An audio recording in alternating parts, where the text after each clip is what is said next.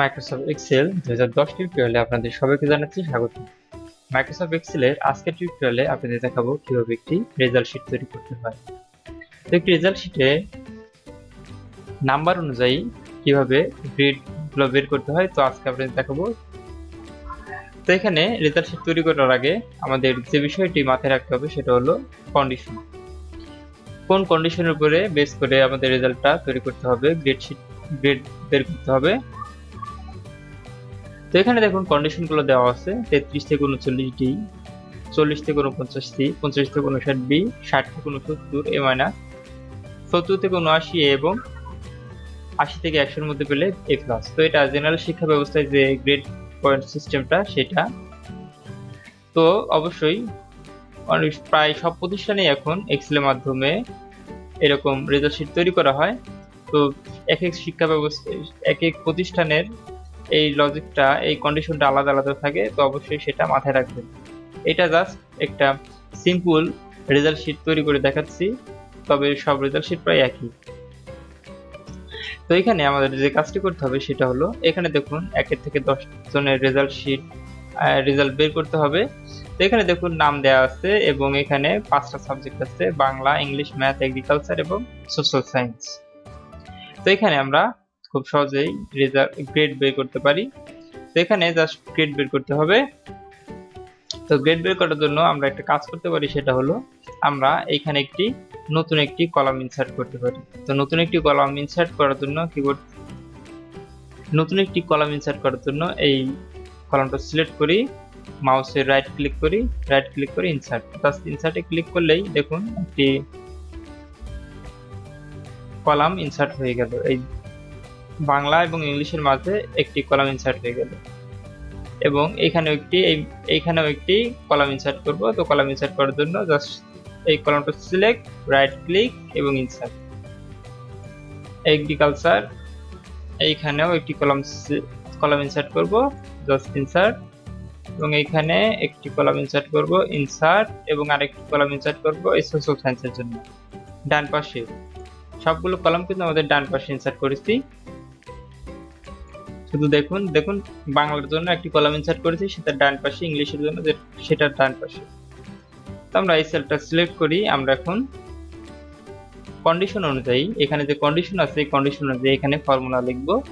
তো ফর্মুলা লেখার জন্য আমরা এখানে ইফ ফাংশন ব্যবহার করে ফর্মুলা লিখব। আমরা পরবর্তীতে আরেকটি ফাংশন, এর চেয়ে সহজ একটি ফাংশন ব্যবহার করব। সেটা হচ্ছে সেই ফাংশনটা আমরা যখন সম্পূর্ণ একটি রেজাল্ট শিট তৈরি করা শিখবো, তারপরে সেই ফাংশনটা ব্যবহার করবো আমরা। তবে তার যেটা ভালো লাগবে সেটা ব্যবহার করবে। তো ফর্মুলা লেখার আগে কিবোর্ড থেকে প্রেস করি ইকুয়াল লিখে ইফ ফাংশন ব্যবহার করব। ইফ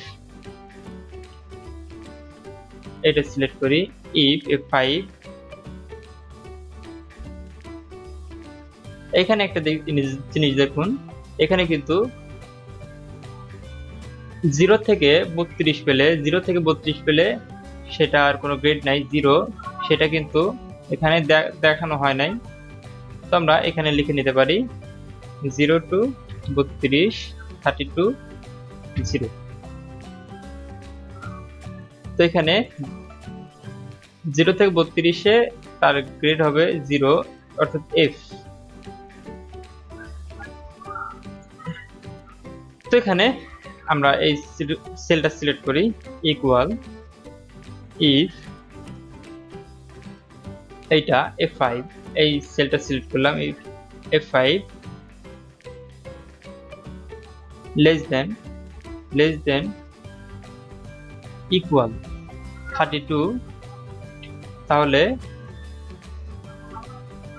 তার গ্রেড আসবে F।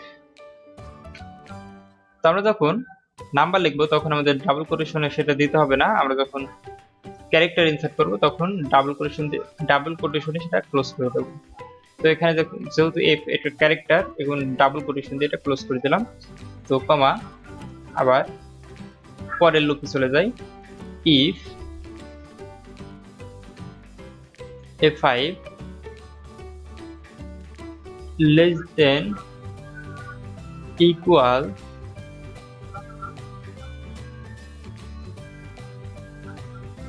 39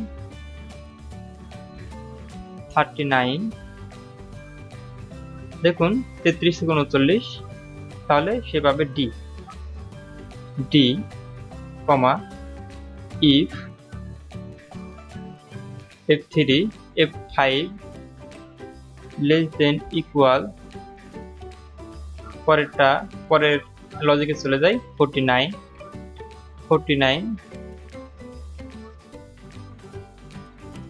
পেলে 49 পর্যন্ত পেলে সি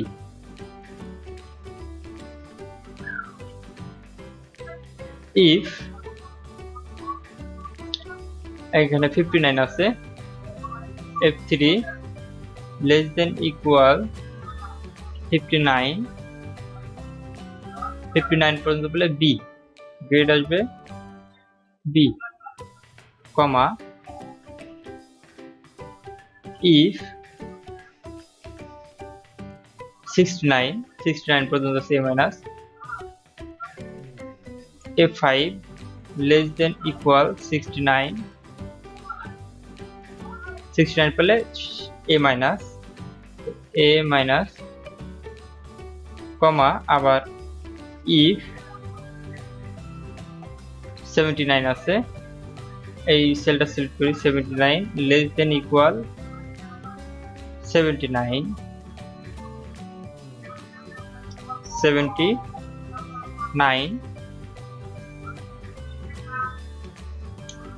কমা 79 পেলে a comma if hash bracket সেটা সিলেক্ট করি f5 less than equal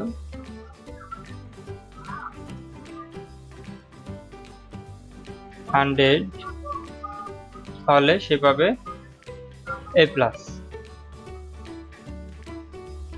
এখন হাশ ব্র্যাকেট দিয়ে আমরা ক্লোজ করি আমরা if এরকম লুপ নিয়ে কাজ করে তো আমরা if ফাংশনটা এর আগে if ফাংশন নিয়ে টিউটোরিয়াল করেছি তো যারা আগে টিউটোরিয়াল গুলো দেখেননি if ফাংশন নিয়ে যে টিউটোরিয়াল গুলো আছে সেটা দেখেননি অবশ্যই তারা দেখে নেবেন সেটা আগের পর্বগুলো দেখে নেবেন তো আমরা শিফট চেপে হাশ ব্র্যাকেটে সবগুলো ক্লোজ করে দিলাম তো এখানে দেখুন অনেকগুলো ফার্স্ট ব্র্যাকেট আছে তো এগুলা কিভাবে শিওর হবেন যে ফার্স্ট ব্র্যাকেটে ক্লোজ হয়েছে কি হয় নাই তো এখানে দেখুন আমি ব্যাক স্পেস দিয়ে এই ব্র্যাকেটটা কেটে দিলাম তো এই দেখুন এই যে কালারটা এবং এই যে এই কালারটা সেম তারপরে যে কালার আছে ব্র্যাকেটের কালার এবং তারপরের কালারটা কিন্তু সেম আবার যদি আমি আবার একটা ফার্স্ট ব্র্যাকেট দিয়ে ইনসার্ট করি তাহলে দেখুন এইটার কালার শুরুতে যে ব্র্যাকেটের কালার থাকবে শেষেও একই কালার থাকবে তো আমরা আমাদের ফর্মুলা লেখা শেষ করলাম জাস্ট কিবোর্ড থেকে এন্টার প্রেস করি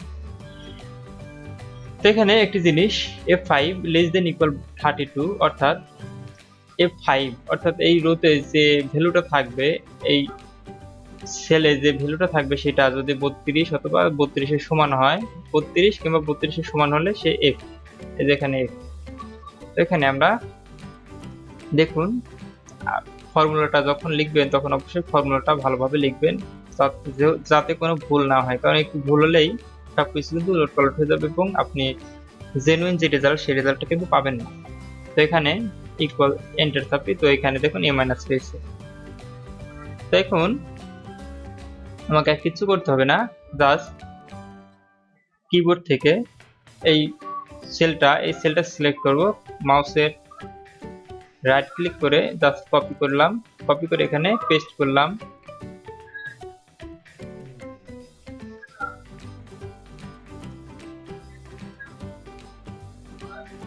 এখানে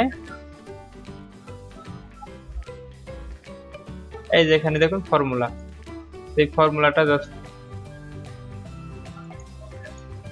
এত কিছু করার দরকার নাই আমরা এই সেলটা সিলেক্ট করলাম কিবোর্ড থেকে কন্ট্রোল সি এবং এখানে কন্ট্রোল ভি দিয়ে পেস্ট করলাম এখানে কন্ট্রোল ভি দিয়ে পেস্ট করলাম এখানে কন্ট্রোল ভি চেপে পেস্ট করলাম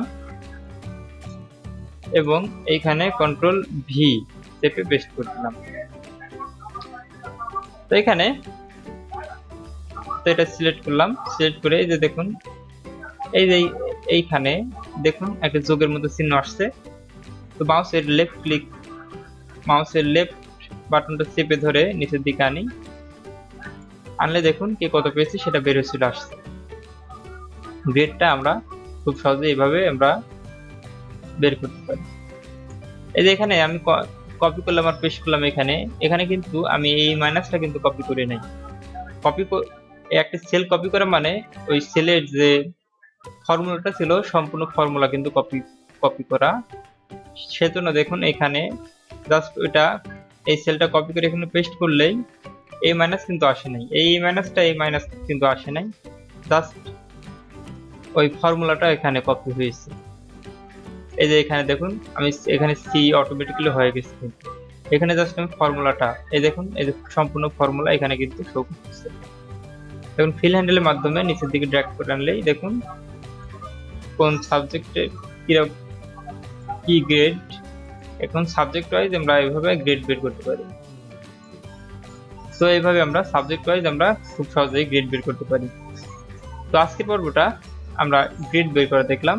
তো রেজাল্ট শিটের প্রথম পর্বে আমরা গ্রেড বের করে দেখলাম, এবং পরের পর্বগুলোতে আমরা কিভাবে এই পয়েন্ট বের করে কোন সাবজেক্ট কত পেয়েছে সেই পয়েন্ট বের করব। তো খুব সহজেই সেম ওয়েতে আমরা পয়েন্ট বের করতে পারবো। তো আজকের পর্ব এ পর্যন্তই। যদি কোনো প্রকার ভুলভ্রান্তি থাকে সেটা অবশ্যই ক্ষমা সুন্দর দৃষ্টিতে দেখবেন এবং ভুলভ্রান্তিগুলো ধরিয়ে দিবেন। আর টিউটোরিয়ালগুলো যদি ভালো লাগে অবশ্যই সাবস্ক্রাইব করতে ভুলবেন না, কারণ সাবস্ক্রাইব করলেই পরবর্তী টিউটোরিয়ালগুলো অটোমেটিক্যালি পেয়ে যাবেন। তো ধন্যবাদ সবাইকে টিউটোরিয়ালটি সময় করে দেখার জন্য। তো আজকের পর্ব এ পর্যন্তই। পরবর্তীতে আমরা আরো অ্যাডভান্স নিয়ে কাজ করব, পরবর্তীতে আরো অনেক কিছু নিয়ে কাজ করব। তো ধন্যবাদ সবাইকে।